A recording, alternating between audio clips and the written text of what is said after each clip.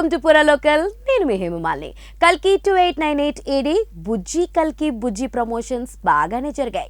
కల్కి చిత్రం నుంచి ప్రభాస్ వాడే వాహనం బుజ్జి అంటూ ఈ పాటికే అందరికీ తెలిసి వచ్చింది. అయితే ఈ బుజ్జి కోసం రామ్ గోపాల్ వర్మ కూడా ఎదురు చూస్తున్నాడట. ఆ మేరకు వర్మ వేసిన ట్వీట్ వైరల్ అవుతుంది. రామ్ గోపాల్ వర్మ ట్వీట్ లో చేసే హంగామా అందరికీ తెలిసిందే. వర్మ ట్వీట్లు ఒకసారి ఎవరికీ అంతుపట్టవు. ఇంకొన్నిసార్లు వర్మ ట్వీట్లు ట్విట్టర్లో విపరీతంగా ట్రెండ్ అవుతుంటాయి. అయితే తాజాగా వర్మ ఓ ట్వీట్ వేశాడు. హిందీ వాళ్ళు తెలుగు సినిమాలను చూస్తుంటే తెలుగు వాళ్ళు మలయాళ సినిమాలు చూస్తున్నారు అని ట్వీట్ వేశాడు.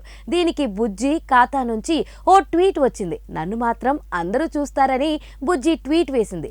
ఈ ట్వీట్ కు వర్మ కూడా ఫన్నీగా రిప్లై ఇచ్చాడు. నేను మామూలుగానే ఇలాంటి చిన్న పిల్లల కిడాస్ మూవీస్ చూడను, కానీ బుజ్జిని మాత్రం చూస్తాను అని ఫన్నీగా రిప్లై ఇచ్చాడు. దీనికి నెటిజన్లు ఫన్నీగా రిప్లైలు ఇస్తున్నారు.